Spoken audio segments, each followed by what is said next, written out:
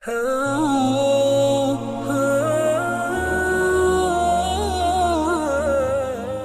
हज़रात, अस्सलाम वालेकुम वरहमतुल्लाहि वबरकातुहू।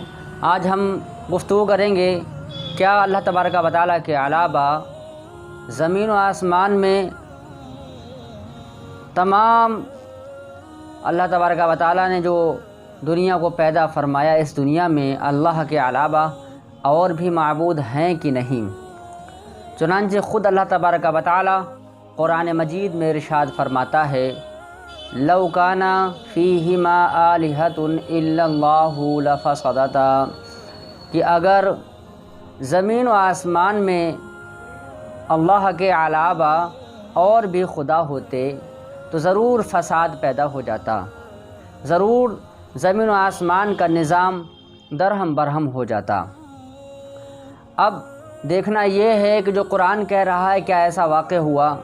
तो हज़रात मोहतरम, ज़मीन आसमान अपनी जगह पर बरक़रार हैं।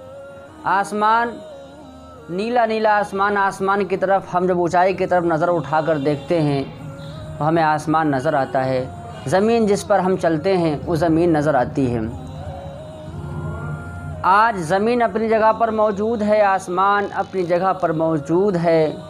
सूरज सुबह के वक्त में निकलता है, शाम में गुरूब हो जाता है, और रात आती है तो सितारे दिखने लगते हैं।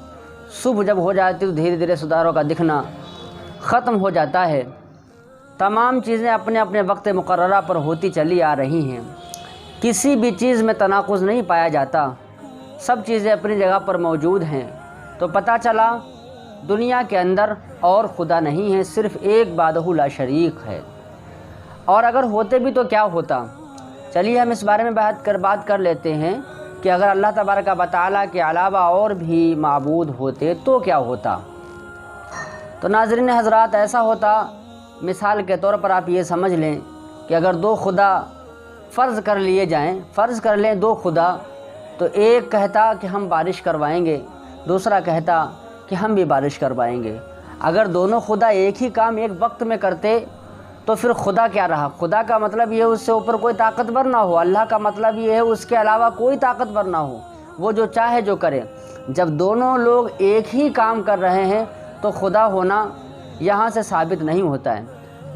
अगर एक खुदा ये कहता कि हम बारिश आसमान से नाजिल करेंगे, दूसरा कहता नहीं हम आसमान से आग बरसाएंगे, तो हज़रात मोहतरम ज़रूर फ़साद पैदा हो जाता। लिहाजा ये भी नहीं हुआ और ये तमाम चीज़ें हो ही नहीं सकती हैं।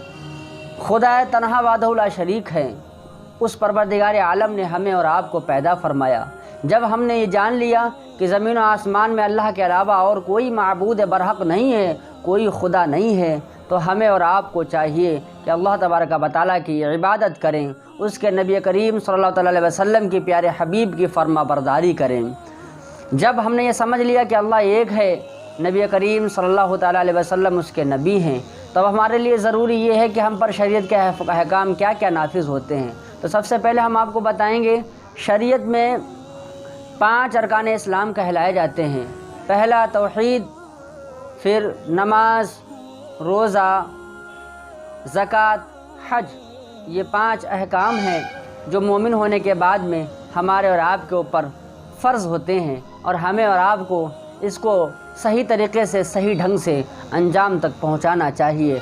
आने वाले वक्त में इंशाअल्लाह हम इस बारे में भी गुफ्तगू करेंगे। ये जो 5 अरकान हमने आपको बताए हैं, इन बारे में भी हम आपको बताएंगे। फ़िलहाल आज के लिए इतना ही। अस्सलामु अलैकुम वरहमतुल्लाह।